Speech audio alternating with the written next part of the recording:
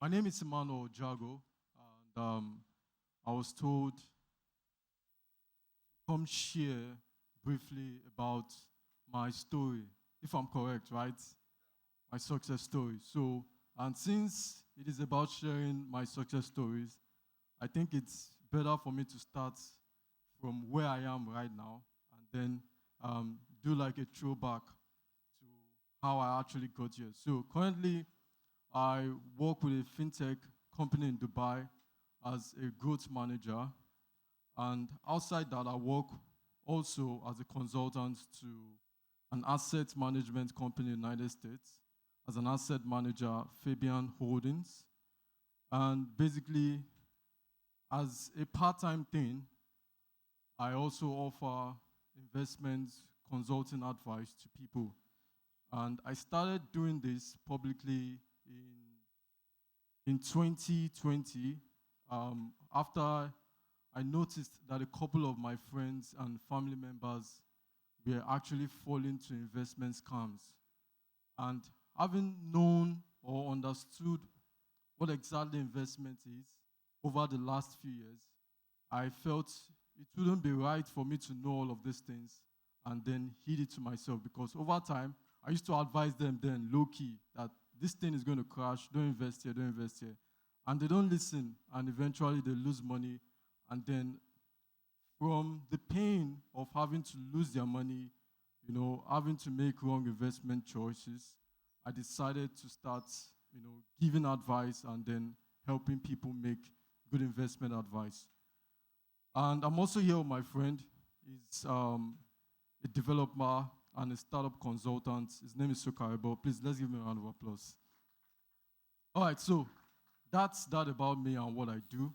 Backstory, how did I get here? I grew up in Lagos. I was born and raised in Lagos.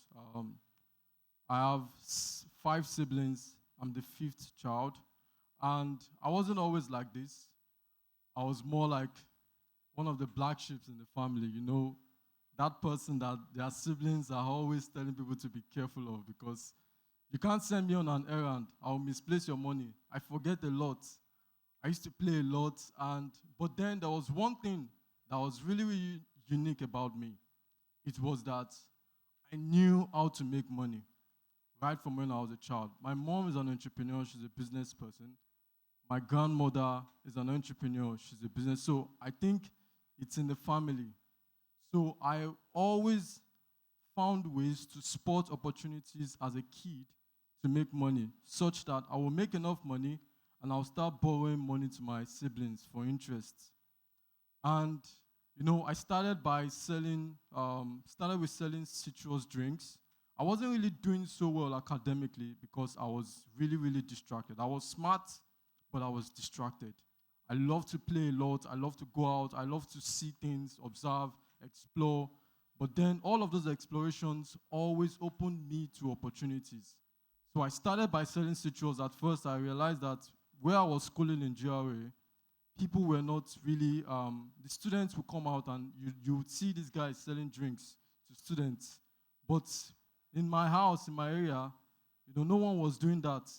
And so I decided to fill that gap as a primary school student.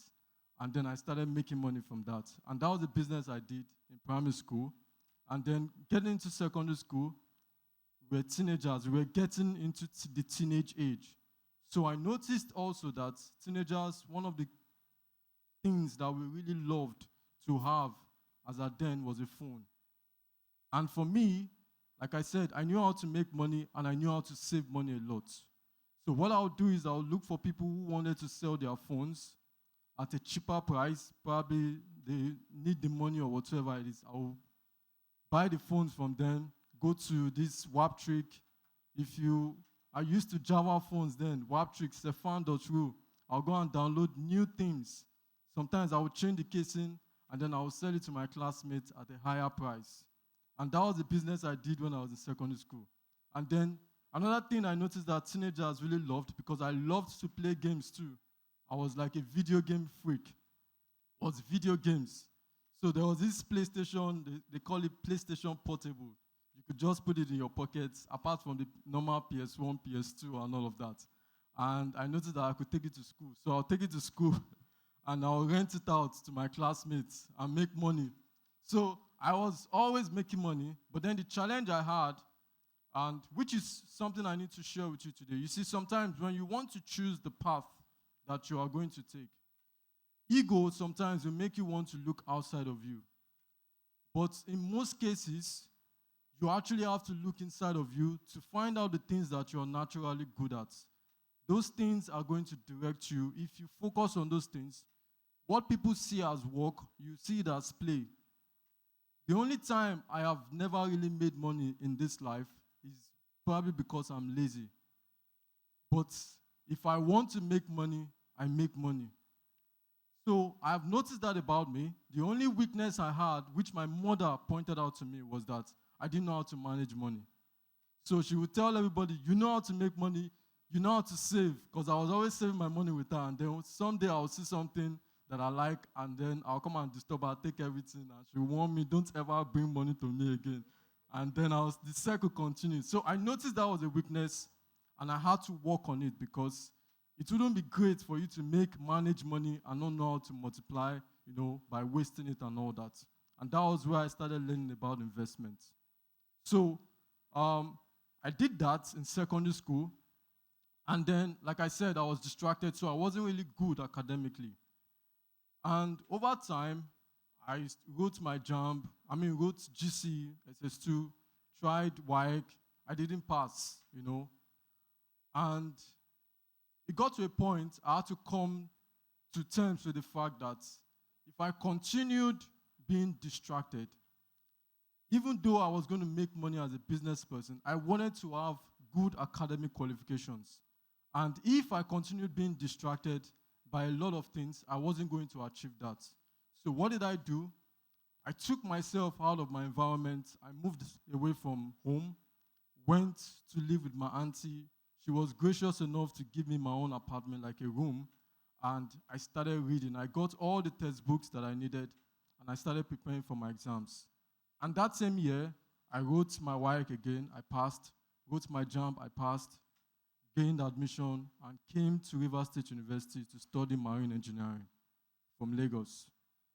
So, what is the lesson here? The lesson really here is that sometimes don't place labels on yourself. Sometimes when people try something and you are not able to get those results, you tend to place labels on yourself that, oh, maybe I'm not this kind of person. I'm not this kind of person. I'm not good. I'm not so good at this or whatever it is. But what's that 1 year experience of isolating myself from all of the distractions and facing my studies did to me was that it showed me that I only needed to put in time. And if I put in time into something, I was actually going to get the kind of results that I wanted. So moving forward, that monkish habit that I developed 1 year after, helped me all through the university, gave me a great result. But in my third year, I realized that the marine engineering I wanted to study, there was nothing marine about the engineering. So it was out of that frustration, I now started looking for, other things to do. Like I said before, I'd always been an entrepreneur. So before I gained admission into university, I was also teaching too. I used to teach. So I looked at the environment and I was like, okay, how else can I make money in this academic space? Such a way that I would not do anything that is going to distract me from my study. It has to be something book-centric. And something reminded me, guy, you used to teach before you gained admission. So why not just start doing private lessons? And that was how I started private lessons, right? I can't help it. I'm always looking for ways to make money. So I started private lessons, and that was basically what I did all through till I got to my fourth year. My fourth year, I decided I wanted to have my own tutorial. I don't want to have like a one-man thing. I want to establish a tutorial. So I wrote a business plan. I was living in Eagle Island then, and I went to all the schools in Eagle Island, almost all the schools in Eagle Island, to submit the proposals. They all rejected, and they were like, they don't want. So there's this particular school that was the biggest school in the whole of Ireland. And I thought to myself, If all these other schools reject me, this one, it's failure before starting self. But God works in mysterious ways. Turns out that the manager of the school happens to be the church member of my roommates. And so he spoke with her, and she was like, come on, you guys should come. And we went to our office the next day, told her what we wanted. Others, the proposal we submitted was that we were going to split profit or whatever it is. But guess what? She gave us the whole building for free. So, another thing, the lesson I got to learn from that experience was that, you can have your own plans, and God can have his own plans. Remember what he said in the book of Philippians? He said, unto him who is able to do what? Exceedingly, abundantly, above all you could ever ask or think. So me, in my own human mind, I was thinking, this school is the biggest school. Of course, no one is ever going to allow us. And I was willing to negotiate with smaller schools, not knowing that the biggest school was what God had already planned for us. And we got the school, ran the business, but of course, sometimes having a skill is different from understanding the business of that skill. You can be a good hairdresser and not understand the business of hairdressing. You can be a good teacher and not understand the business of teaching. I was talented, I was a good teacher, but I didn't understand the business of running a tutorial. So the business crashed. And in the frustration of trying to find out why my business crashed, I started going, speaking to business people, finding out about why business failed, why businesses succeed. And I learned and learned and learned and learned. And then over time, my final year, I decided I was actually going to go into business consulting. Look at the trajectory, basically. I said I was going to go into business consulting, and I registered a company. So by the time I was in my final defense, I knew I was not going to practice marine engineering because that was not necessarily my turf. And it wasn't going to give me the life that I wanted. So, but if you realize every single thing I've ever done revolves around finding opportunities and sharing it with people. Everything that I've ever done in my life, finding opportunities, exploring those opportunities, and sharing with people. So I decided I was going to go into consulting, did some internship for a while, tried my best, and then over time, I went into the marketing space because I realized that I could actually I could break complex things down into simple terms such that people can relate with it and people can buy into those ideas. So I realized that marketing was really, really one of my biggest stuff. Growth marketing especially, when it comes to helping businesses to generate revenue and increase that revenue. And that was basically it. In 2020, I co-founded a tech startup here in Port Harcourt, TechBridge. I was the chief marketing officer. My friend was the CTO. He was chief technology officer. And we brought the business from scratch, 3 goals: to create brand credibility, to generate revenue, and to enter, the Port Harcourt market and all. And we were able to achieve that within a year. And after that, I decided I wanted a new challenge. And my friend reached out to me. He had just founded a company in Dubai and was like, would you like to come in as a growth manager? And I was like, great. And they had to create that office for me. And then I came in as a growth manager. And over time, we've been able to move that company from less than $100,000 in valuation to over $6 million in valuation within the last 2 years. And considering my own personal investment journey too, like I said, I knew I had a weakness, and my weakness was not being able to multiply my money. I knew how to make money, I knew how to manage money, but I didn't know, I knew how to make money, I knew how to save money, but I didn't know how to manage and multiply the money. So I had to also work on that weakness personally by learning about what exactly investment is and what investment is not, and all of that. And based on my track record of all of my financial reports and the people that I've actually helped, my friend who had a business, who brought me into the company and saw the growth rates that I brought into the company, and based on my own personal portfolio, now linked me up to someone who has an asset management company in the United States. And based on recommendation, the guy just came in and was like, I know my brother, he doesn't work with fools and he doesn't work with people who do not have integrity. I'd like you to come in as an asset manager. And that was how I also joined the American company as an asset manager. And over time, we've been able to grow our investment portfolio by over 300% in the last 2 years. And what are the lessons here? One is that if you're really good at what you do, like I said, I don't have a master's degree. I'm starting an MBA next year. If you're really good at what you do, nobody really cares about where you schooled, your certificate, or whatever it is. People want your results. And if you can show them those results, no one really cares. That's the third lesson I need to share with you here. So be good at what you do, but then make sure you're doing what is really central to your core. Everything that I do, everything that I've ever done, are things that are central to my core as a teacher.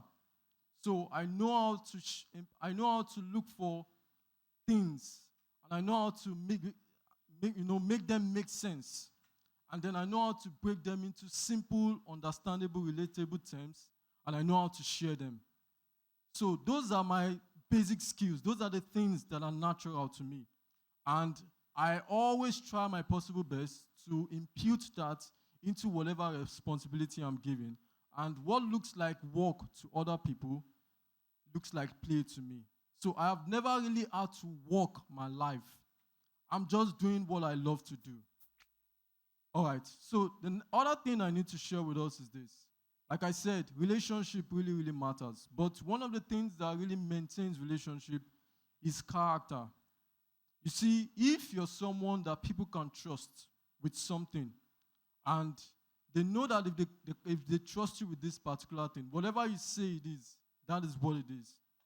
If you are doing a deal worth of 10,000 naira today, there's a very high chance that in the next 10 years, you should be doing a deal worth 100 million, as long as the character remains consistent. That is why the Bible says, he that has, more is given, and he who doesn't have, even the little he has, is going to be taken away from him. You have to understand that in a society such as ours, where it's easy to compromise your integrity, it's easy to compromise your character. If you decide to be that person that people can trust, everybody will want to give you their money. Let me tell you, it's not difficult to make money. You just need to be able to maintain a character. And of course, you have to understand that at the initial stage of your life, you are going to have a lot of pressure. You will have challenges. There were times where I didn't have food to eat in this Port Harcourt, because when I came here alone. Up to this point, I don't have any family member here. All my family members are in Lagos. So there were times I was all alone, broke. I didn't have anything, okay? But I understood that if I was going to get anything out of anything, I had to work on myself. And if I worked on myself and I could show the people that they could trust me, and I could consistently create that consistency of character, people were going to offer me deals, and they were going to do deals with and through me. And that was basically what I did. So work on yourself, work on the things that you're naturally good at, improve yourself, be very,